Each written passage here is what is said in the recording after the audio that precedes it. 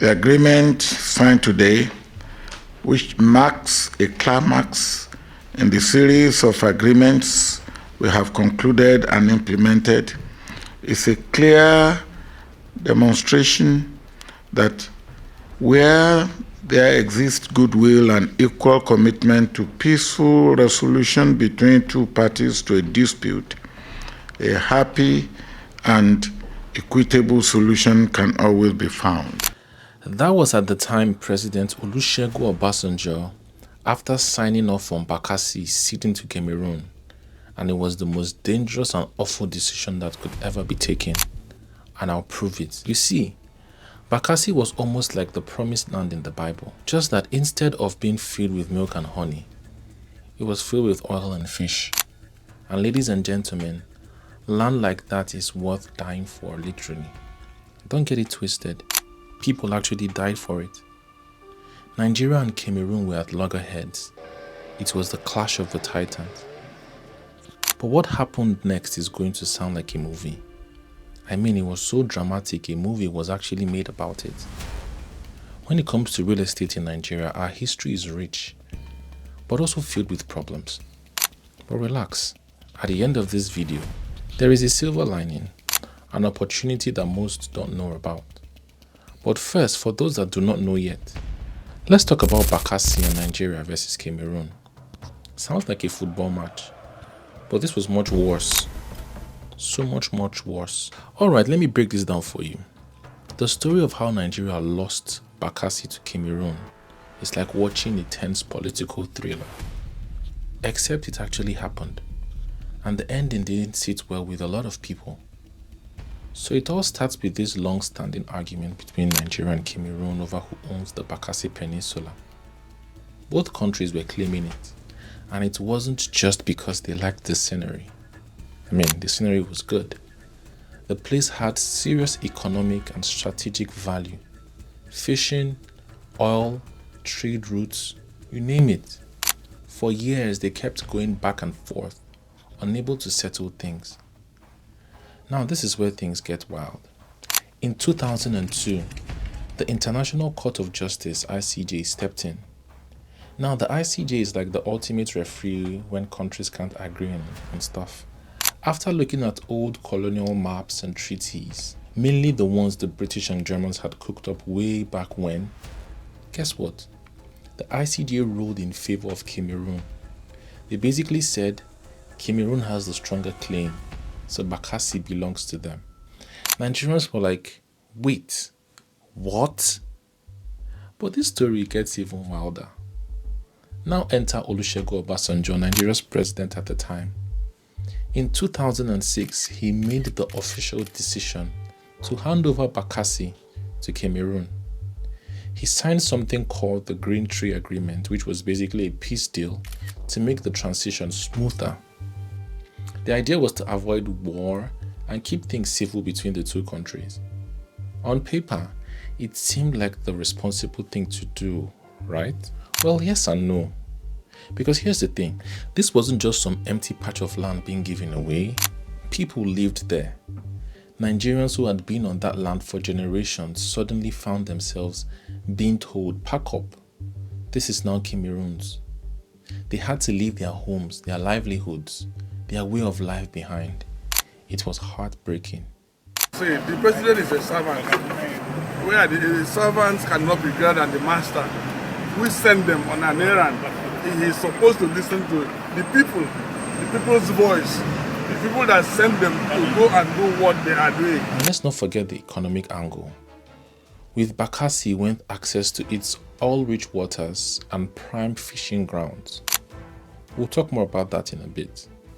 But people started questioning Obasanjo's decision, wondering if Nigeria could have fought harder, appealed the ruling, or done something, anything to hold on to that land.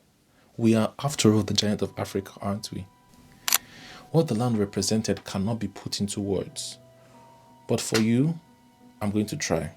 Imagine losing a winning lottery ticket right after the numbers are called. That's pretty much what happened when Nigeria handed over Bakassi Peninsula to Cameroon. It was a gold mine, sitting on untapped potential that could have transformed Nigeria's economy. So what exactly did we lose? Let's talk about it. First off, let's go to the juicy part. Oil. Bakassi was sitting on some serious oil wealth. The waters around the peninsula had proven oil wells and untapped reserves that could have added billions of dollars to Nigeria's economy. Think about it.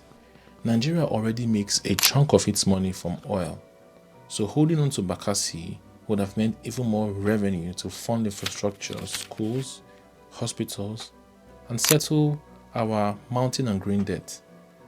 But instead, all of that potential was handed over to Cameroon. And it's not just about the oil. Bakassi's size and location made it a strategic jackpot.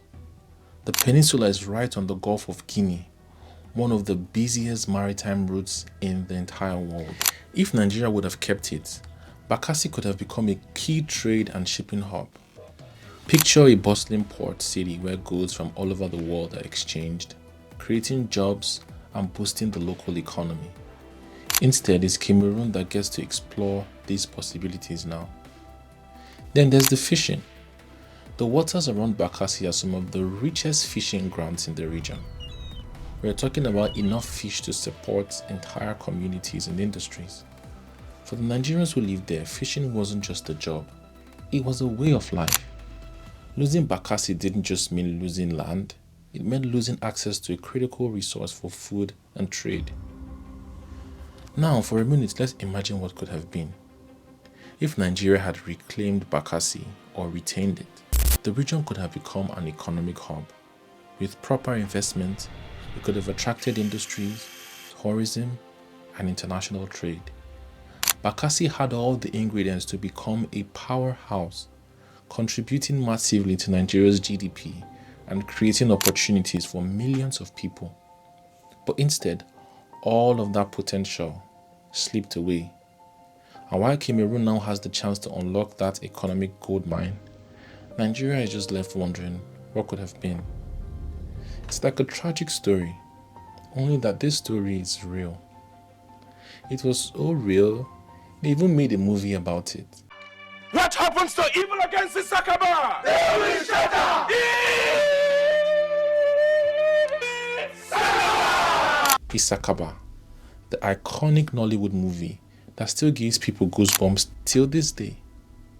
If you've seen it, you know it's not just another Nigerian action flick. It's a gritty, raw story that reflects the struggles, resilience, and chaos surrounding the Bakassi area during some of the most turbulent times. Here's the backstory. Isakaba is a film series from the early 2000s, and it focuses on a vigilante group trying to bring justice to a community plagued by crime, corruption, and lawlessness. The name Isakaba itself became synonymous with vigilante justice, a theme that resonates deeply with the experiences of people in Bakassi and other parts of Nigeria at the time. While the movie doesn't directly talk about the ceiling of Bakassi, it mirrors the general vibe of the area, one of abandonment, frustration, and the need for people to take matters into their own hands when the system fails them. After all, the Bakassi Peninsula wasn't just a place with rich natural resource. It was also a region filled with real people who felt let down by the government's decisions. But you know how there was supposed to be no war between Nigeria and Cameroon after the handover? Well, nowhere in the peace treaty did it say there should be no tension. And let's just say the tension was so thick you could cut it with a knife. Before the handover, tensions between Nigeria and Cameroon were already through the roof. Both countries had been bickering over Bakassi for decades. There were even some military skirmishes in the 1990s with soldiers from both sides exchanging gunfire. Can you imagine? People were literally dying over this land. But here's the thing. Even after the handover, there's been no real sense of stability. The Gulf of Guinea, where Bakassi is located, has become a hotspot for all kinds of conflicts, from piracy to illegal fishing, and even territorial disputes between neighboring countries. The area is still far from peaceful. It's like Bakassi's handover just shifted the tension around rather than solving it. The loss of Bakassi didn't just displace people, it left a scar on the region. Nigeria and Cameroon may have avoided a full-blown war, but the aftermath of the decision is still being felt till today. But this is just the beginning. There is more. Another thing about Bakassi that you probably didn't know, beyond the oil, fish, and strategic location, it also had the potential to be a major player in Nigeria's maritime economy. But guess what? That potential was barely tapped, and after the handover to Cameroon, it's now a giant what could have been for Nigeria. Let me explain. The Bakassi Peninsula sits on the Gulf of Guinea, one of the busiest shipping routes in the world. It's prime real estate for a thriving seaport, right? Imagine the bustling hub where ships dock to offload goods, create jobs, and rake in revenue for the country. But that never really happened. The seaports in Bakassi area were underdeveloped and underutilized, which means Nigeria missed a massive opportunity to boost its maritime economy. And now you just have everything concentrated in Lagos. Now compare this to other ports in West Africa like the port of Tema in Ghana or the port of Abidjan in Cote d'Ivoire. These places are buzzing with activity. They are modern, efficient, and attract international trade. They've become economic engines for countries, driving growth and creating thousands of jobs. Bakassi could have been Nigeria's answer to that, but instead it became a missed opportunity. And that brings me yet to another missed opportunity. You know, the recently demolished landmark was also a very promising terrain for Lagos State. Imagine if Lagos had poured resources into turning these coastal areas into hubs for tourism, commerce, and recreation. We're talking about waterfront parks, luxury resorts, marinas, and entertainment districts that could have been rivaling Dubai or Cape Town. This landmark could have put Lagos on the global map, not just as a bustling business hub, but as a city with breathtaking coastal experiences. Instead, what happened? Many of these iconic spots were either neglected or demolished without proper plans to replace them with something better. It's like tearing down a treasure chest and replacing it with, well, nothing. But there's a light at the end of the tunnel. It doesn't have to be this way. There is a new wave coming for Lagos, especially to reclaim its lost glory, with profitable and great real estate investment opportunities. The future is bright, and you could be a part of that too. If you want to be part of the great potential staring you at the face, contact us and we'll be happy to begin business and talk with you on safe, affordable, and luxury areas to invest in Lagos for your residential or your commercial needs.